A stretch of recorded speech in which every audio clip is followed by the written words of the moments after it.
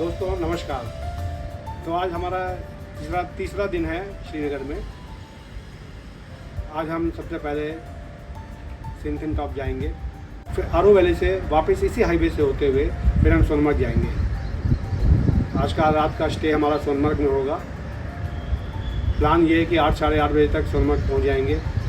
बाकी देखते हैं कैसा रहता है। तो चलिए शुरू करते हैं आज की यात्रा।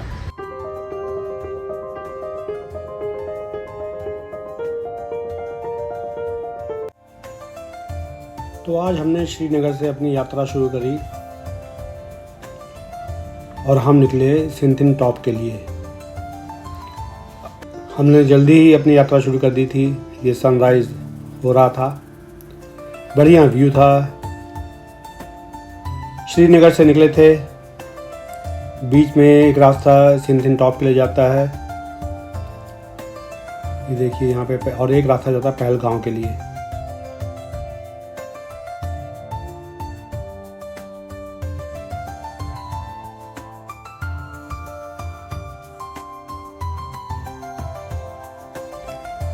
यहाँ से सिंथिन टॉप के बीच में काफ़ी बस्ती बसी हुई है, छोटी छोटी बस्तियाँ हैं और दृश्य बहुत ही शानदार था, बड़ा ही मनोरम रहा।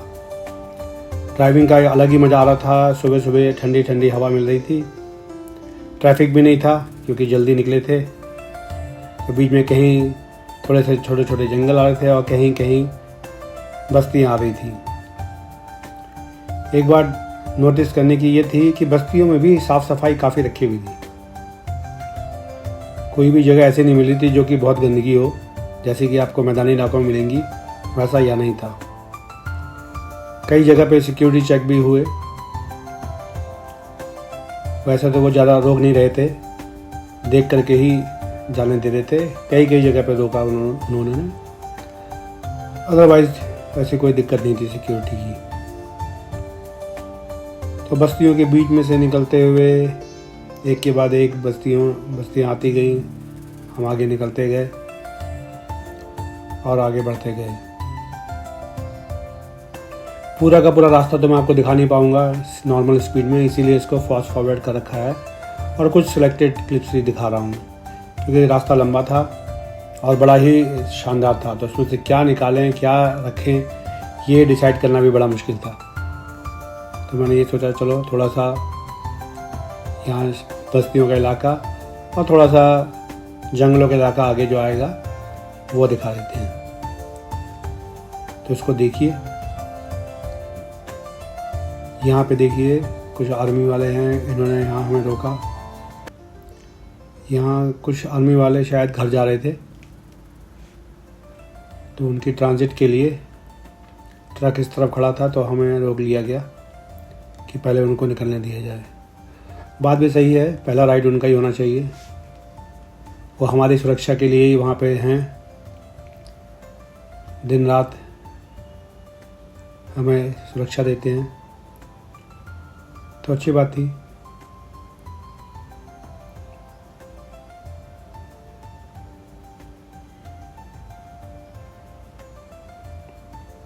ये देखिए, ये सिक्योरिटी के जो पर्सनल हैं ये जा रहे हैं।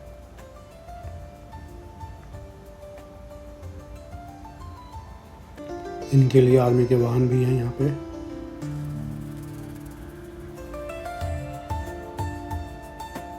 एक तरफ का ट्रैफिक इन्होंने खोल दिया। अब हमें भी आगे बढ़ने का इशारा कर दिया।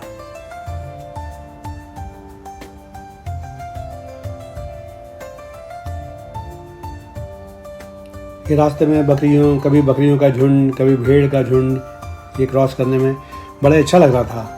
ये देखिए कितना मनमोहक दृश्य है। ये लंबे लंबे पेड़, अच्छी सड़क और ज़्यादा कोई ट्रैफिक नहीं है। तो बड़ा ही अच्छा ये शानदार दृश्य था। तो इसको एंजॉय करिए। थोड़ी ही देर में हम सिंथिन टॉप पहुंच गए थे।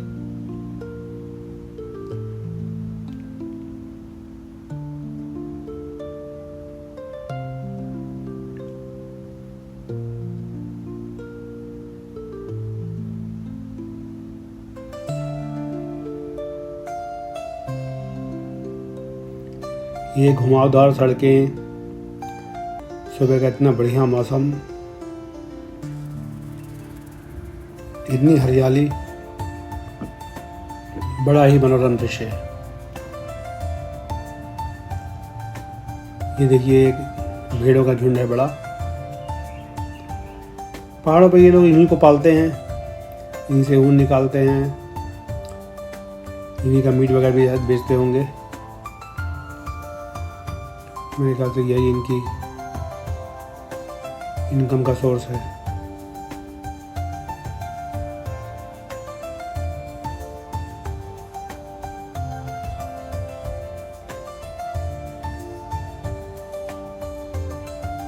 लोग धीरे धीरे अपने छोटे छोटी दुकानें खोल रहे हैं।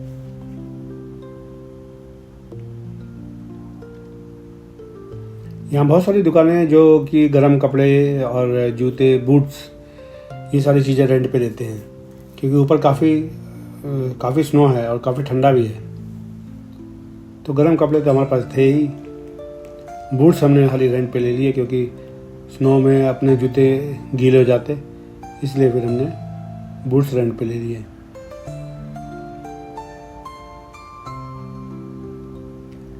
हर मोड़ पे एक नया दृश्य आता है और पहले से ज़्यादा शानदार रहता है।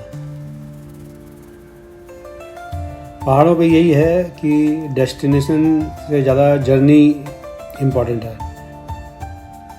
जर्नी में जो मज़ा है उतना मज़ा बल्कि डेस्टिनेशन में नहीं आता।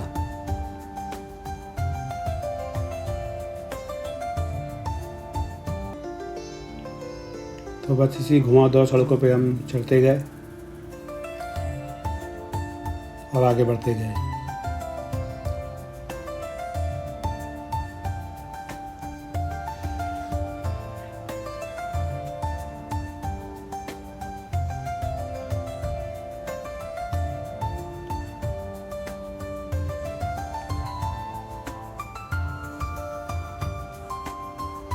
धूप में मज़ा ही और ज़्यादा अच्छा हो गया था। ये देखिए कितना शानदार दृश्य है।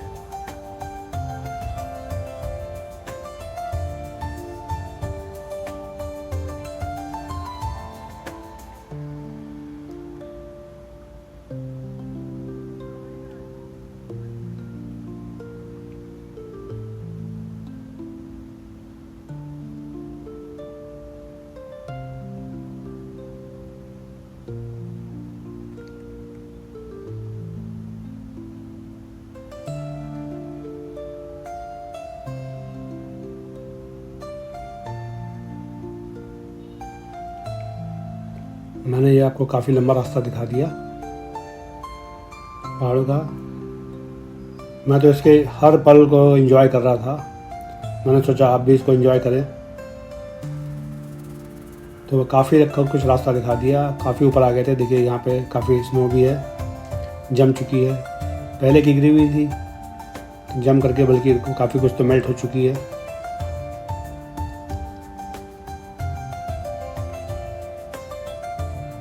तो धीरे धीरे हम टॉप के पास पहुंचने वाले थे।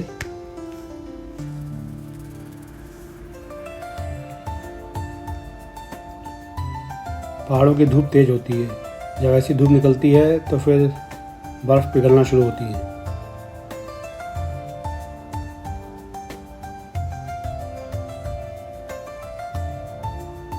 देखिए अच्छा खासा स्नोफॉल हुआ होगा।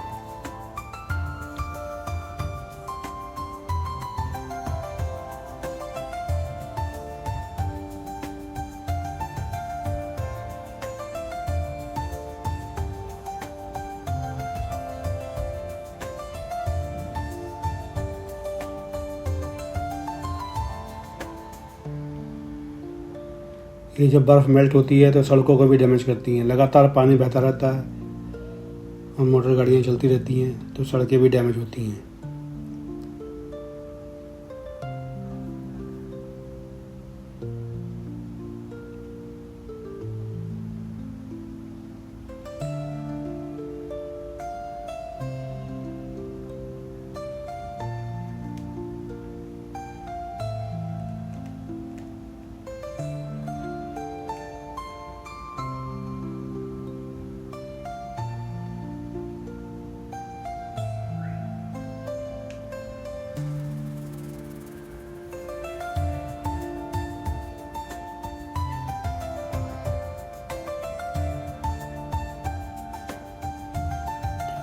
यहाँ देखिए मौसम यहाँ पे ख़राब हो गया, धुंध काफ़ी ज़्यादा हो गई थी। कई जगह तो ऐसा था कि बिल्कुल दिख भी नहीं रहा था। देखिए फिर भी इस मौसम में भी बड़ा मज़ा आ रहा था। थोड़ी सावधानी से ड्राइविंग करनी पड़ रही थी, अदरवाइज़ तो बहुत ही मज़ेदार मौसम था ये।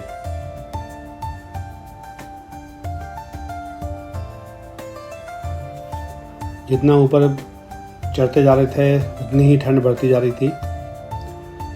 कार के अंदर तो पता नहीं चलता है इतना, जैसे जब बाहर निकलते हैं तब अच्छी खासी ठंड लगती है।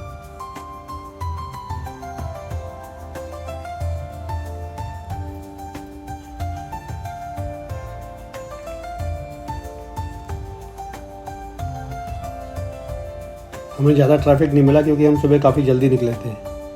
जल्दी निकलने का ये फ़ायदा होता है कि काफ़ी समय बच जाता है, तो उस समय का आप यूटिलाइज़ करिए अपना घूमने फिरने के लिए, या जहाँ पहुँचे वहाँ पे आराम से देखिए। यहाँ पे तो हमें बहुत कम गाड़ियाँ मिली।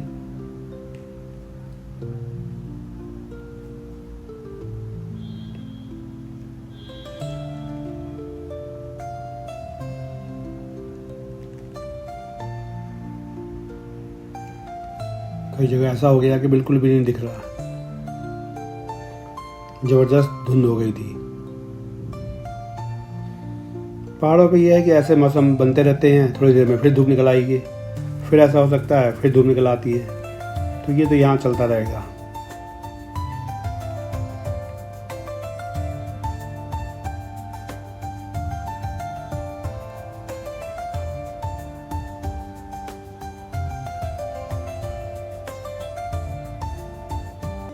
तो ये था सिंथिन टॉप।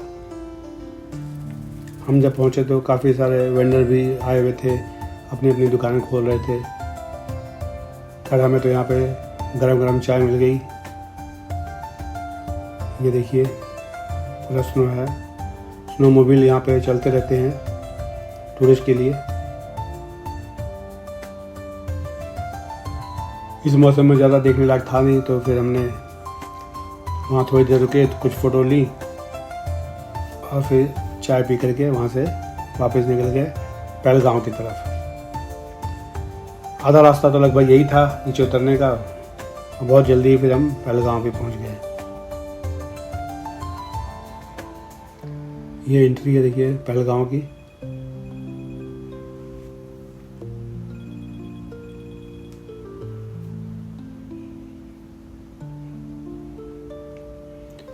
ये है बेस कैंप पहलगाँव में अमरनाथ यात्रा करने वालों के लिए। देखिए सारे बोर्ड लगे हुए हैं, उन्हीं के वेलकम करने के लिए यात्रियों के लिए बोर्ड लगा रखे हैं। यहाँ पे एक बेस कैंप बनता है जहाँ से लोग अमरनाथ यात्रा करते हैं। दूसरा बालटाल की तरफ से है, एक यहाँ से भी होता है।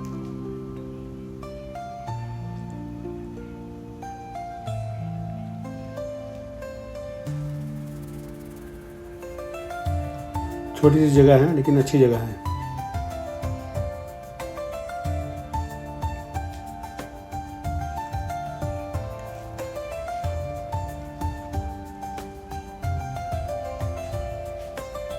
थोड़ा देर हम लोग यहाँ पे घूमे, यहाँ पे फिर लंच किया।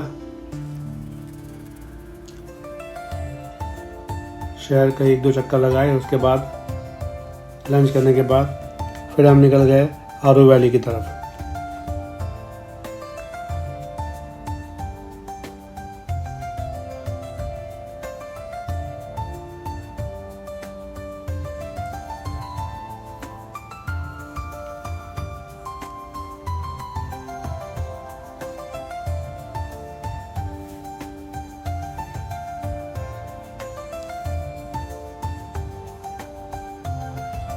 ये देखिए सेब लगे हुए हैं।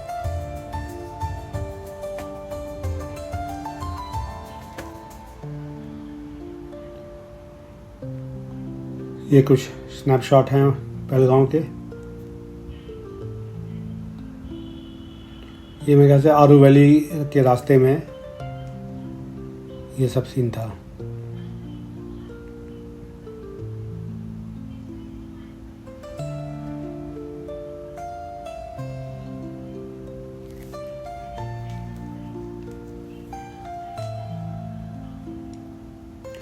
और फिर आरू वैली देखने के बाद हम यहाँ से निकले सीधे सोनमर्ग के लिए।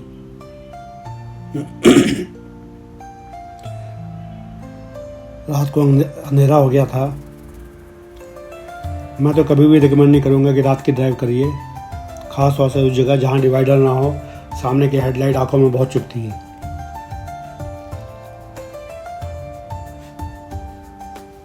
तो हम लोग आराम से चलाते हुए लगभग 10:30 बजे, 2 घंटे लेट, जो हमारा प्लान था उससे 2 घंटे लेट, हम पहुँचे सोनमर्ग।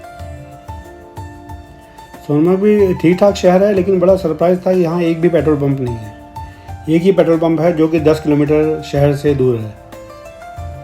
तो उसकी एक अलग कहानी है। रात को हम इतनी देर हो गई थी, तो पेट्रोल पंप तो हमें रास्ते में मिला, लेकिन हमने सोचा चलो सोनमर्ग में भरवा लेंगे, और वहाँ पहुँच गए। जब वहाँ पहुँचे सोनमर्ग, तो पता चला कि यहाँ तो पेट्रोल पंप नहीं है, जहाँ हम जो छोड़ के आए हैं वही पेट्रोल पंप है सिर्फ। तो हमने सोचा चलो अब छोड़ो, अब काफ़ी लेट हो गए हैं, कल सुबह देखेंगे पेट्रोल का। तो फाइनली 10:30 बजे तक हम अपने होटल में पहुंच गए। बारिश हो रही थी, बारिश, अंधेरा, सामने से आती गाड़ियों के हेडलाइट, ये सारी चीज़ें रात की ड्राइविंग के लिए ठीक नहीं है। तो मैं तो ये कहूँगा अगर लेट हो जाए तो अवॉइड करिए, क्योंकि 8 बजे के बाद गाड़ी चलाना पहाड़ों पे मेरे ख्याल से ठीक नहीं है। वैसे तो ट्रैफिक बहुत था रात तक, लेकिन ज़्यादातर सब ट्रक ही थे। मेरे ख्याल से ट्रक वालों को आदत हो जाती है, या उनकी गाड़ियाँ काफ़ी ऊंचे बैठे होते हैं, तो शायद इतनी लाइट चमकती नहीं उनकी आंखों में, ये भी हो सकता है। तो ये है सोनमर्ग।